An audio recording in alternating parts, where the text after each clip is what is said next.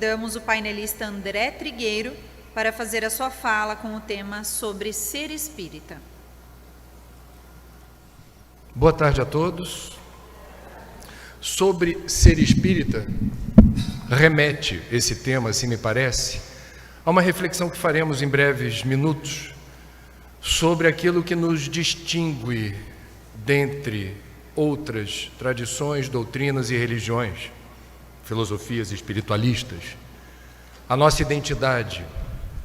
E é um tema muito importante da gente refletir, reconhecendo na largada que nós pertencemos a uma numerosa comunidade dos diferentes. Não há dois espíritas iguais. Não há dois espíritas que pensam rigorosamente igual sobre a doutrina. Nem os apóstolos de Jesus pensavam igual sobre o Mestre. E a diversidade não é um problema. A diversidade empresta sentido e riqueza à humanidade, porque encerra a capacidade que a gente tem, se temos abertura para ouvir o diferente, de aprender com ele. E nós estamos no jardim de infância da tolerância. Portanto, mesmo nós espíritas temos muito a avançar na compreensão de que o fato de você se afirmar como espírita não faz de você um robô projetado como um ser, um ente clonado na comunidade dos espíritas. Não pensamos assim. O que é ser espírita? Pela lógica a gente vai dizer: somos nós que nos identificamos e aceitamos as explicações dadas pela doutrina dos espíritos sobre as leis que regem a vida e o universo. É uma possível explicação. O que nos distingue dos simpatizantes do espiritismo? Kardec assinalou com muita assertividade a necessidade do estudo, da imersão, do conhecimento. Não basta simpatizar com a doutrina. Para se dizer espírita é importante a gente ter disponibilidade para conhecê-la. E vamos combinar, uma doutrina que tem a pretensão de explicar as leis que regem a vida e o universo, ela tem uma complexidade que vai demandar algum tempo e alguma energia para a gente fazer essa imersão. Portanto, simpatizante do espiritismo tem muitos. Espíritas, a gente já faz um recorte. É importante estudar. Basta estudar? Não. E aí a gente vai lembrar a máxima que também deveria nos distinguir. Além do estudo, se nós entendemos que o norte magnético da bússola aponta para a importância da caridade. Fora da caridade não há salvação, significa eu preciso estudar para construir em mim a convicção da fé raciocinada e caminhar na contramão da maioria, na direção da porta estreita, em que o trabalho voluntário, ajudando de forma desinteressada a quem quer que seja, para isso acontecer no nosso nível evolutivo, a gente precisa, nós, os trabalhadores da última hora, fisgados pela razão, fazer um trabalho. Estudo, imersão, prática da caridade. Basta isso? Não. E aí vem Kardec, que se preocupou em deixar por escrito que reconhece-se o verdadeiro espírita por sua transformação moral e pelos esforços que empreende para dobrar as suas más inclinações. Portanto, você pode fazer imersão no estudo, você pode até praticar caridade. Houve transformação moral? Houve uma mudança efetiva de dentro para fora? Kardec assinala que o verdadeiro espírita, segundo o codificador, precisa, portanto, realizar uma mudança de dentro para fora. Estamos aqui para isso, reencarnamos para isso, para evoluir. E não há evolução sem mudança. Mudança é uma palavra que atemoriza, nos causa alguma resistência, alguma aversão. Não gostamos de mudança, gostamos de rotina. Não gostamos de mudança, gostamos de previsibilidade. Não gostamos de mudança, gostamos de zona de conforto. aqui eu estou bem, aqui eu conheço o meu perímetro, o meu território, aqui eu sei como é que as coisas funcionam. Nós somos assim. Entretanto, ser assim não nos ajuda. Mudar é o verbo auxiliar de evoluir. Evoluir sem mudança não é possível, a gente está aqui para mudar. E aí me permitam, nos próximos minutos, eu vou compartilhar despretensiosamente, sem nenhuma pretensão de estar falando sobre verdades absolutas, no entendimento de que nós somos espíritas, porque entendemos o espiritismo como uma filosofia espiritualista não dogmática que promove o livre pensar. E eu vou pensar livremente com vocês hoje aqui, trazendo a discussão sobre ser espírita para os nossos dias, porque eu construí a convicção de que ser espírita no século XXI é diferente de ser espírita no século XIX e é algo diferente de ser espírita no século XX. Não do ponto de vista ético e moral, não do ponto de vista da necessidade assinalada por Kardec, como disse, da transformação moral. Mas qual é o palco, o cenário em que se desenrola a evolução moral? A transformação moral. Cada tempo tem um cenário diferente, circunstâncias diferentes, estímulos diferentes. Estamos em 2018, em Joinville. O que eu vim fazer aqui? Chamaram um jornalista para compartilhar a singularidade do nosso tempo. O que é ser espírita no século XXI? O que precisa piscar na tela do teu radar e do meu para a gente cumprir missão? Reconhecendo aqui e agora. Eu vou começar, e tudo isso são sugestões de reflexão. Um primeiro desafio que não estava presente no século XIX, mas está presente no século XXI, é uma soma de convites e estímulos à dispersão, à distração e à alienação. No século XIX o tempo passava devagar, um dia tinha longas 24 horas. Hoje em dia o tempo voa e nós somos bombardeados todos os dias, todas as horas, todos os minutos, por uma multiplicidade de apelos, de atenção, de foco. Pela internet, pelas redes sociais, pela televisão, pelo rádio, o tempo inteiro pisca na nossa direção iscas, procurando nos dispersar, nos distrair e, por vezes, nos alienar. Há um precioso consumo de tempo e energia na direção do que eu vou classificar de inessencial, desimportante, absolutamente descartável e perecível. Quanto tempo a gente passa por dia absorto em mil nadas, que não tem a rigor nenhuma importância do ponto de vista da nossa evolução. É isso que eu quero dizer. Divaldo gosta de falar do livro da vida.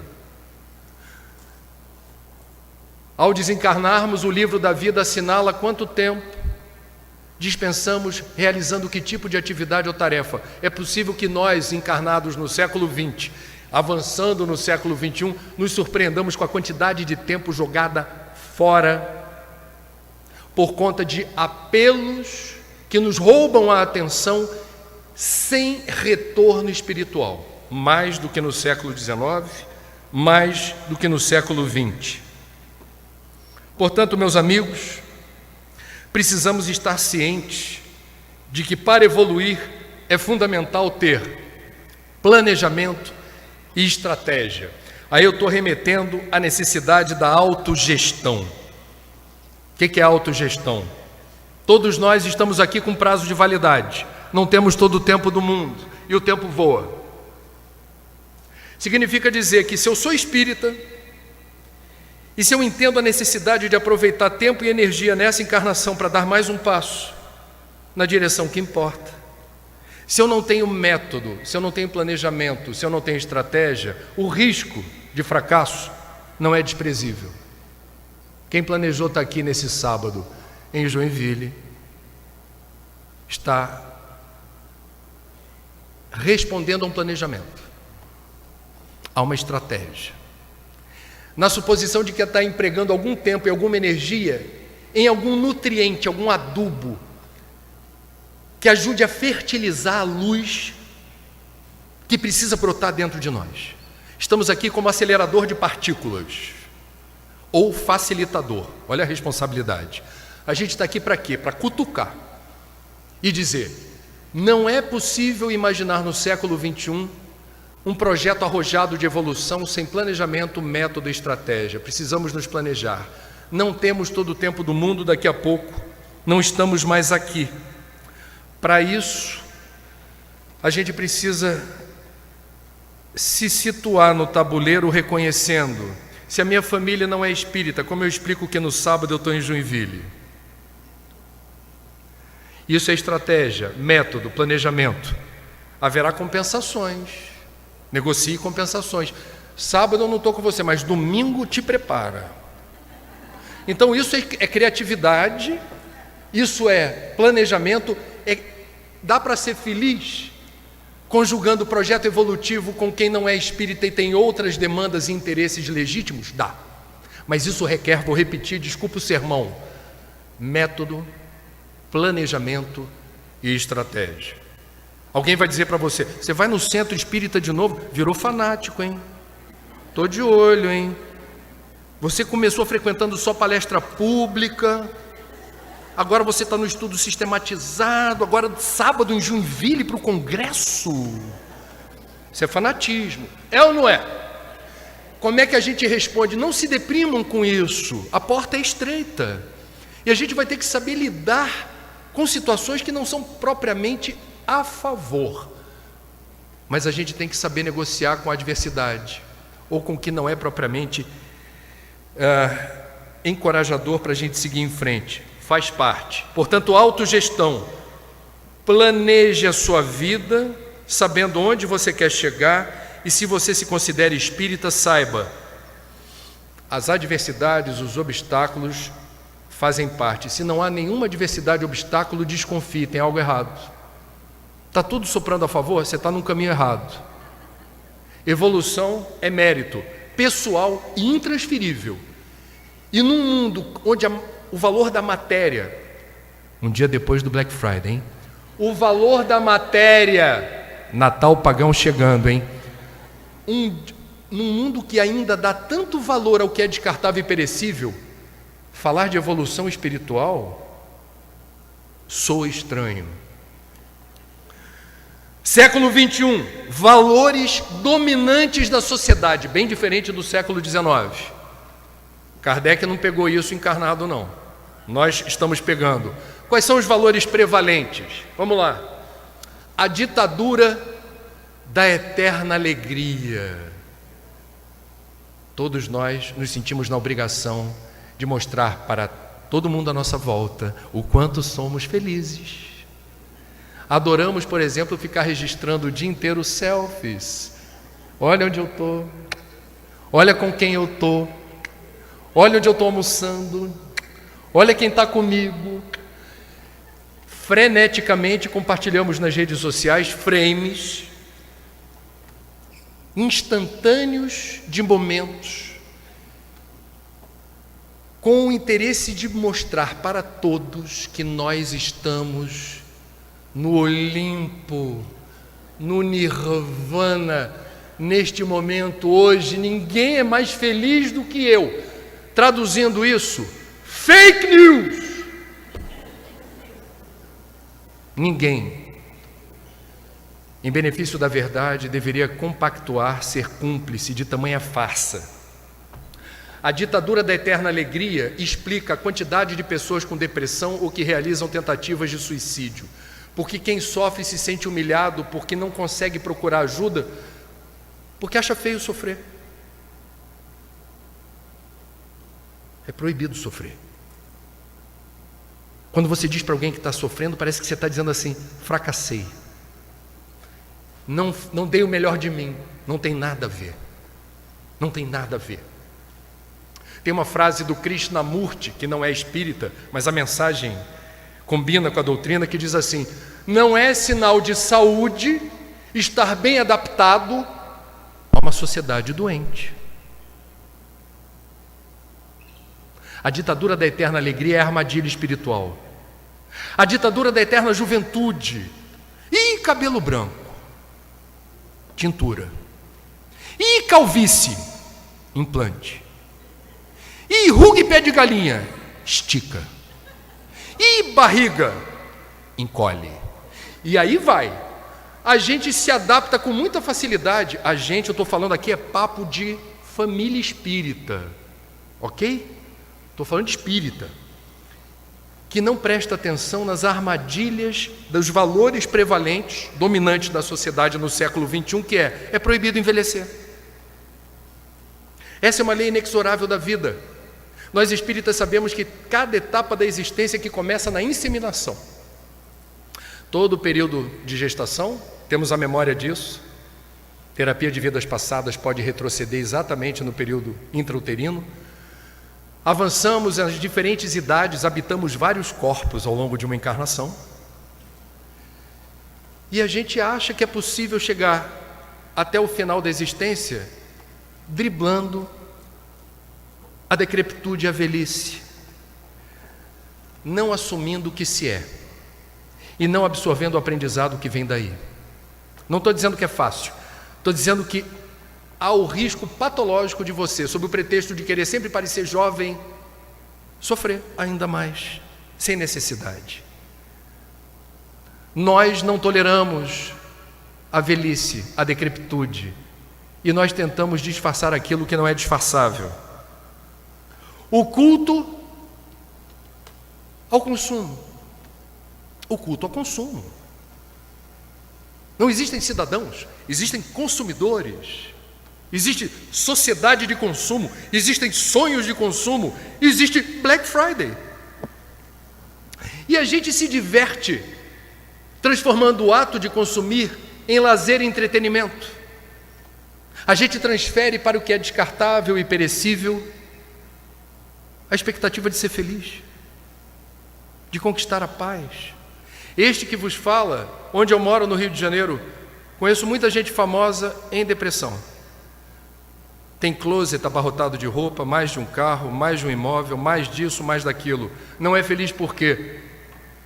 Eu não preciso explicar isso para espírita. Nada disso nos pertence. Quando a gente desencarnar, sequer o nosso corpo levaremos para outro lado. Tudo nos é dado por empréstimo. Empréstimo para quê? Para evoluir. Teu corpo, tua carcaça, que São Francisco de Assis chamava carinhosamente de jumentinho, é um veículo, é uma ferramenta para transportar o espírito imortal ao longo de mais uma encarnação, se possível, usando a matéria e não sendo usado por ela, para conquistar seus objetivos mais nobres. Ah, e se eu for rico? Leia no Evangelho: utilidade providencial da riqueza. Não é feio ser rico, feio é ostentar, feio é acumular bens e posses que não têm utilidade e serventia. A riqueza não é um problema. A riqueza pode ser a alavanca que propicia a ajuda necessária para a descoberta de novas patentes na área de remédios e medicamentos, novas vacinas, novas tecnologias, em favor da coletividade. Portanto, as armadilhas dos valores prevalentes da sociedade atual, século XXI, ser espírita, presta atenção, não é feio sofrer, não é feio envelhecer, menos é mais. Black Friday é um dia para não consumir.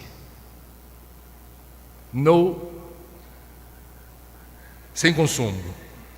Meus amigos, nos valores prevalentes da sociedade hoje, no século XXI, nós temos, isso não havia no século XIX de Kardec, da codificação, plena ciência de que suicídio é caso de saúde pública, no Brasil e no mundo. Falamos sobre isso ontem em Itajaí para 700 pessoas, na Univale. O que difere do século XIX? A quantidade de gente que realiza tentativas de suicídio. São 800 mil óbitos por ano registrados, 20 milhões de tentativas por ano. E nós precisamos ter ciência de que algo mudou.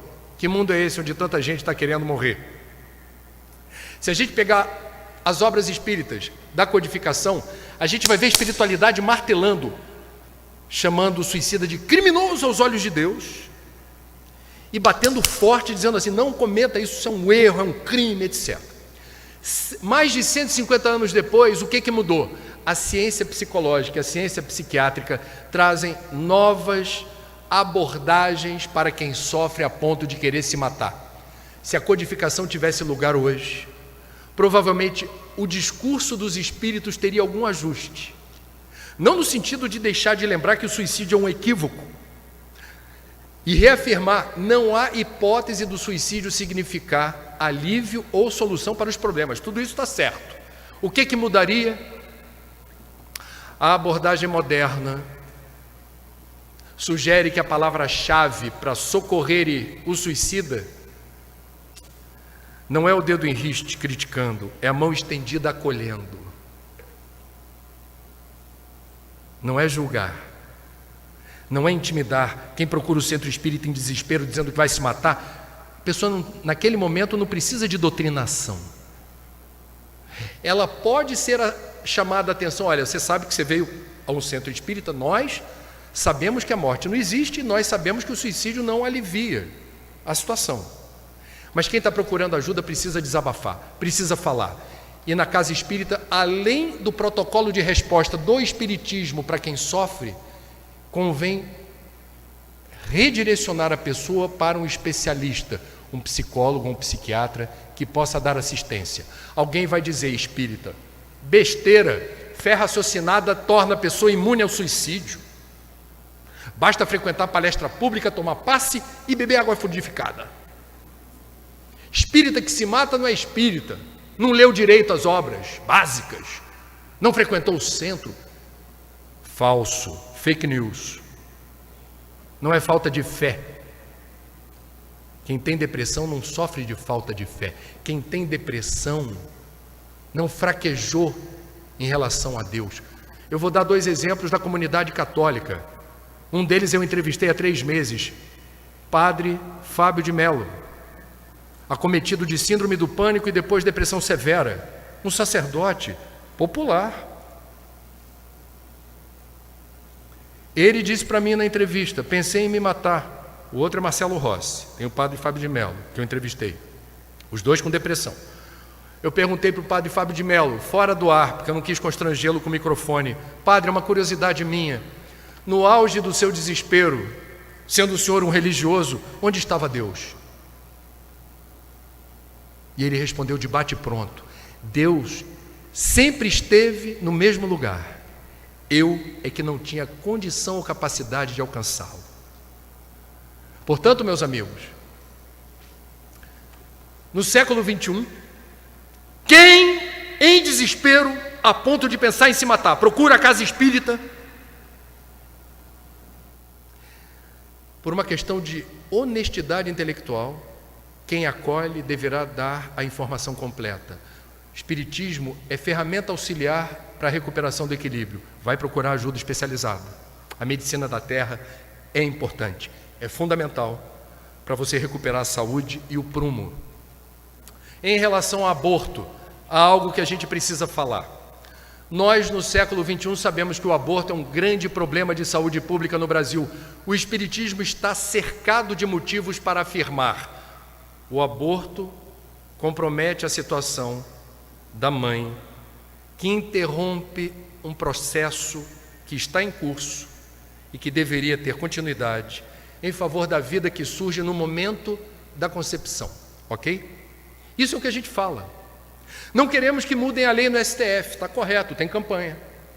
A pergunta que eu faço a vocês, porque eu sou espírita, pertenço, portanto, a uma filosofia espiritualista não dogmática que promove o livre pensar, e eu estou livre pensando aqui. Basta dizer que é contra o aborto? Basta fazer campanha para não mudar a lei? Nós somos contra a droga, contra o uso de drogas. Muitos de nós achamos que não deve descriminalizar ou liberar drogas. Eu pergunto, o fato da gente ser contra muda a epidemia de usuários de crack, maconha e cocaína? Não. O fato da gente ser contra aborto faz com que alguma mulher deixe de praticar aborto por aí, numa situação de desespero, abandono, solidão? Não. O que está faltando, talvez, é uma hipótese, no movimento espírita para encorpar o movimento contra o aborto? Menos falação e mais ação. Em que direção? Algumas instituições espíritas têm a coragem de praticar o evangelho de Jesus, socorrendo mulheres que pensam em aborto, abordando-as com muito respeito, no sentido de, em havendo a disposição para o aborto, como convencê-la a tentar manter a gestação, dando suporte material, pré-natal, alojamento, alimento, remédio, eventualmente emprego. Não é fácil. E na hipótese da mulher gestante, até o final da gravidez, não querer assumir o filho, é o direito dela, não vamos julgá-la. A instituição adota. Eu conheço 2 instituições espíritas que fazem isso. Eu as respeito demais, porque é fácil assinar abaixo-assinado virtual, sou contra o aborto, STF, não legitime aborto. Isso não muda o mundo.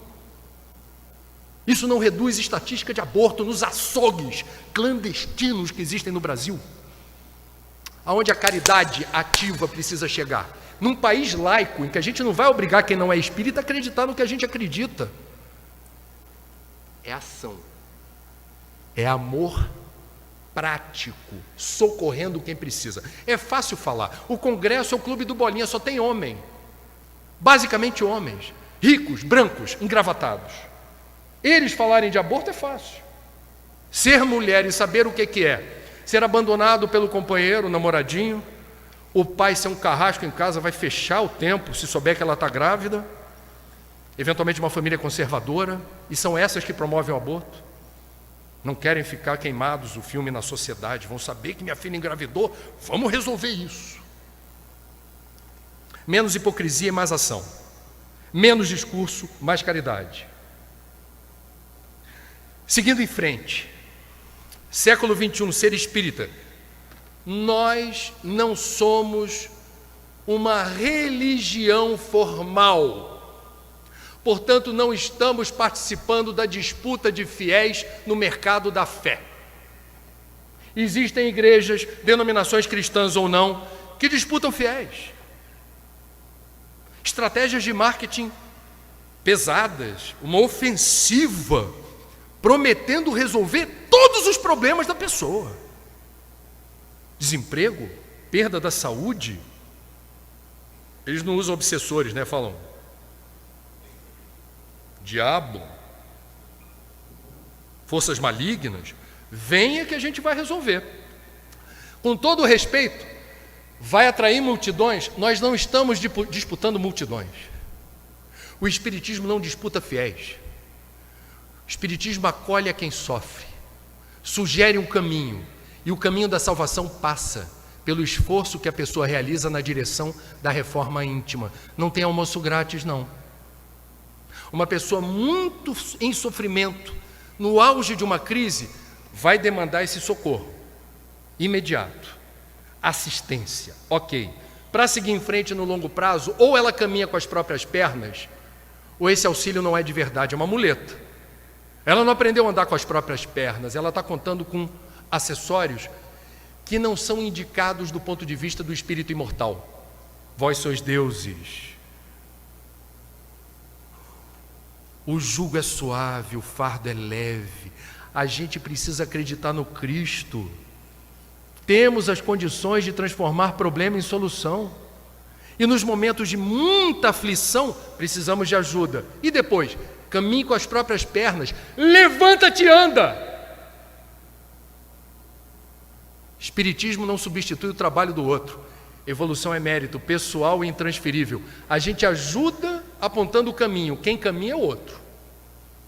Não estamos no mercado da fé, até porque, como disse, segundo o codificador, aspas para Allan Kardec, O Espiritismo não se constitui em uma religião a mais, visto que não tem cultos instituídos, nem igrejas, nem imagens, nem rituais, nem dogmas, mitos ou crendices, nem tampouco hierarquia sacerdotal.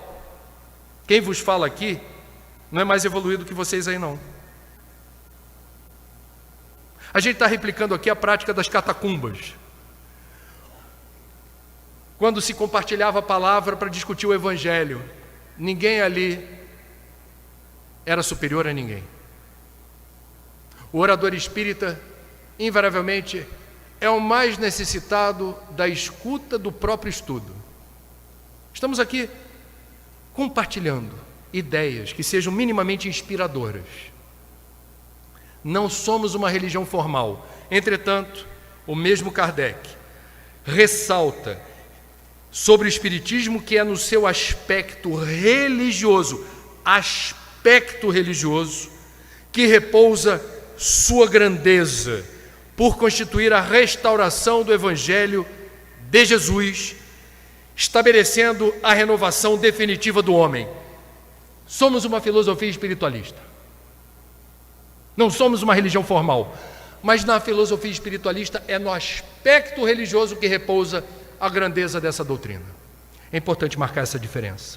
O IBGE, quando fez o último censo, perguntou para cada cidadão brasileiro por amostragem: qual a tua religião? Qual a sua religião? Estava lá a religião espírita, porque para nós também é importante saber quantos somos. Fomos chamados resumidamente de religião. Ok, não tem problema. E qual foi a conclusão do IBGE? Por coincidência, eu estava na coletiva do IBGE nesse dia a trabalho. Me senti privilegiado, falei, vou levar isso para a palestra. Nós espíritas, eu sei que vocês sabem, mas eu vou lembrar, em relação a outras religiões do Brasil, somos aquela que reúne o maior número de pessoas com maior escolaridade. Nós somos a religião que reúne as pessoas, os fiéis, os crentes, os estudiosos, com maior renda, escolaridade e, por último, mas não menos importante, idade. Nós somos os mais velhos, os que têm mais pataco e os que têm mais escolaridade. Em bom português, assim me parece, nós somos uma elite. Qual é o nosso desafio? Jesus, quando esteve entre nós, ele se reportou somente às elites?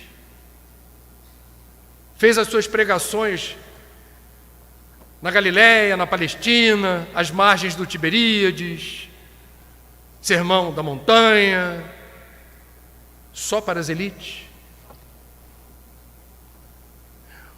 Os apóstolos mais próximos não gostaram quando Jesus aceitou o convite do coletor de impostos para um jantar. Jesus não discriminou quem quer que fosse para dar o seu recado e instituir na terra a mensagem de amor e esperança contida no Evangelho. Nós espíritas estamos chegando aonde devemos? Onde estão os jovens? A gente anda pelo Brasil, eu sempre faço essa pergunta: onde estão os jovens? Alguém vai dizer, está lá no dia da mocidade.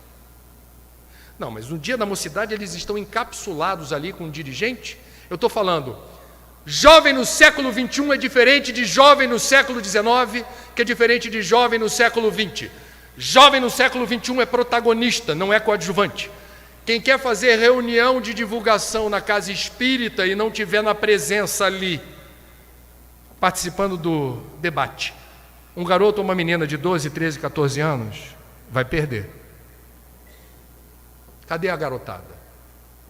Por que o Espiritismo é a doutrina, a filosofia, a religião, segundo o IBGE, que em números relativos congrega o maior número de velhos? Somos nós. Eu tenho 52, eu pertenço a essa categoria, não sou mais garoto. Onde estão os garotos? Por que tem pouco jovem na casa espírita? Por que eles não são fisgados? Porque eles têm dor, eles têm sensação de vazio, eles não se identificam com boa parte dos valores do mundo. Eles reportam uma sensação de vazio, eles têm depressão, eles realizam tentativas de suicídio. Cadê o jovem na casa espírita?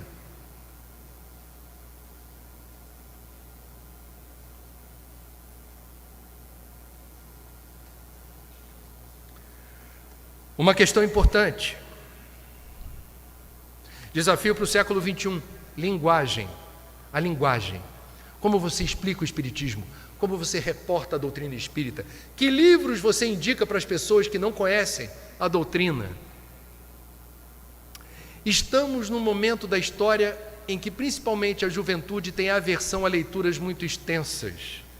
Essa garotada está muito afeita a mensagens rápidas.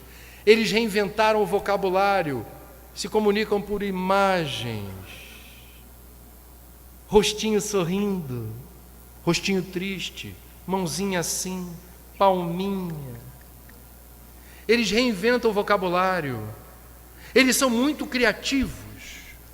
Eles são muito competentes numa linguagem dinâmica.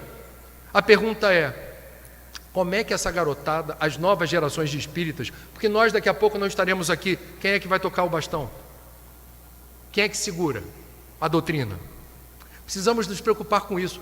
Como é que a gente atrai a garotada? Que linguagem vamos usar? Eles abrem o livro dos Espíritos e se deparam com a palavra prolegômenos. Alguém já parou para pensar nisso? Existem os jovens que gostam de ler? Claro que sim. São a minoria. Não dá para ensinar espiritismo usando Pastorino Minutos de Sabedoria. Não dá, com todo respeito ao mestre Carlos Torres Pastorino. A gente precisa descobrir meios de reportar a doutrina espírita, obras básicas, sem assustar. Como fazer isso e de que jeito? Esse é o desafio. Precisamos parar para pensar. Que livros, que dinâmicas, que didática a gente vai usar? Não é para banalizar a doutrina, é para simplificar o acesso. Depois ele voa abaixo. Meus amigos, há uma questão importante do século XXI, que é: qual é o posicionamento do espírita, eu e vocês, num país que ainda é laico? O Brasil ainda é um Estado laico. Eu não sei se vocês estão acompanhando o noticiário. Uma bancada cada vez mais numerosa do Congresso tem outra percepção do Estado laico. Acham que o Brasil precisa ser um país cristão, mas um cristianismo deles. Eu vou fazer uma defesa aqui de uma ideia, enquanto instituição de movimento espírita. O Brasil não pode ser um país que abdique da laicidade do Estado, porque ela assegura, com justiça, o direito de cada brasileiro acreditar no que bem entender ou não acreditar em nada. Esse direito precisa ser assegurado na Constituição. Nós já fomos perseguidos no século XX. Nós já fomos discriminados. Divaldo, com seus mais de 90 anos, é muito elegante quando você pergunta: Divaldo, e nos anos de chumbo, os anos difíceis, não de chumbo, os anos difíceis em que o espiritismo era muito perseguido, muito patrulhado, muito alvo de discriminação, como era você ser divulgador da doutrina? O Divaldo, com aquele semblante sempre leve, aquele sorriso, ele não perde tempo entrando nessas filigranas muito dolorosas, porque ele coleciona histórias de perseguição.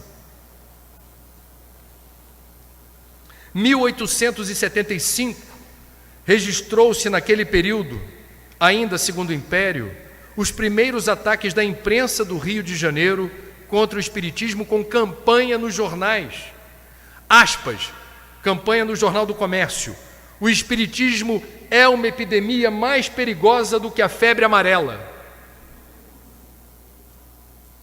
Inimigos do espiritismo denunciavam que as práticas mediúnicas eram associadas à loucura e estados de demência. A mãe de Chico Xavier, quando ele era criança, pedia para ele disfarçar. Chico, disfarça, você não está me vendo. Você não está vendo a criancinha que brinca com você, porque o risco era do Chico ser internado no manicômio. Muitos médios foram encaminhados para hospícios e manicômios. Em 1904, a Federação Espírita Brasileira foi intimada a comparecer à Justiça para responder a um processo por realizar trabalhos espíritas e prescrever a homeopatia. Em 1881, os jornais O Cruzeiro e Jornal do Comércio noticiaram oficialmente a ordem policial que proibiu o funcionamento da Sociedade Acadêmica Deus, Cristo e Caridade Espírita e também todos os centros espíritas filiados. Até hoje nós temos em Casa Espírita o livro de presença. A história do livro de presença qual é? Foi uma exigência do Estado para fichar os espíritas. Eles queriam saber quem é que está indo, quem é que está frequentando. O Estado patrulhava quem professava a fé espírita. Em 1937, do ponto de vista da história, foi ontem, na era Vargas, a sede da FEB e os centros espíritas filiados foram fechados pela polícia. Intolerância contra espíritas e umbandistas. Só tinha uma diferença: os espíritas eram predominantemente brancos e bem infiltrados na elite. Rapidamente conseguimos permitir que o Estado brasileiro tolerasse o funcionamento dos centros espíritas kardecistas, vamos colocar assim, que depois começou a necessidade de marcar diferença. É mesa branca, é kardecista. Por quê? Porque outras tradições que sofreram mais do que a nossa, especialmente as afro-brasileiras, candomblé e umbanda, que também estudam Kardec em boa parte dos casos, e que também têm práticas mediúnicas, nunca deixaram de ser perseguidas. E por vezes nós replicamos na direção dos nossos irmãos umbandistas e candomblecistas a retórica preconceituosa e intolerante que usavam contra nós. Povo da macumba, povo da curimba. E a gente replica aquilo que se falava de nós na direção dos outros, não nos dando conta do comprometimento espiritual que isso nos traz.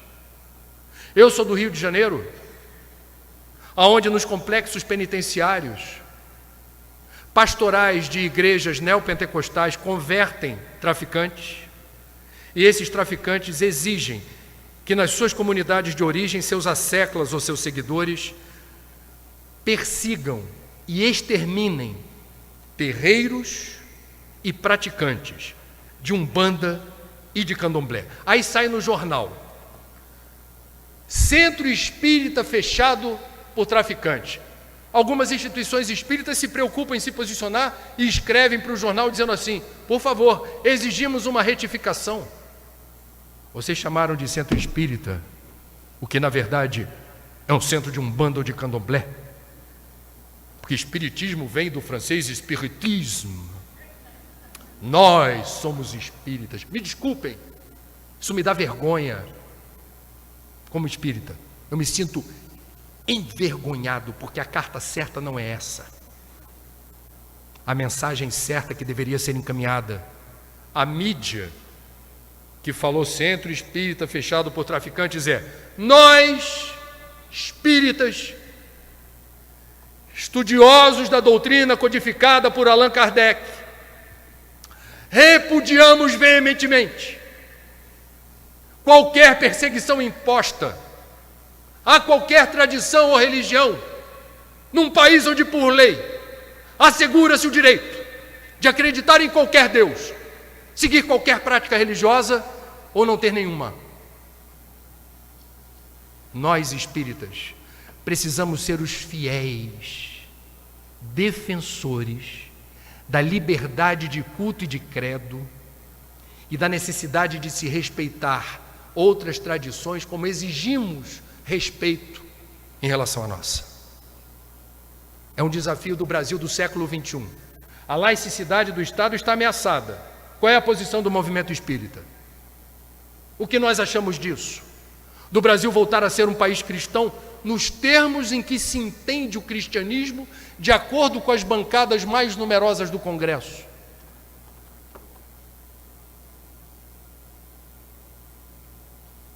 Reconhece-se o verdadeiro espírita por sua transformação moral e pelos esforços que emprega para dobrar as suas más inclinações.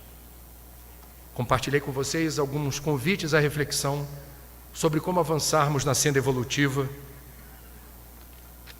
na maior nação espírita do mundo, onde são muitos os desafios do nosso tempo. Obrigado pela atenção.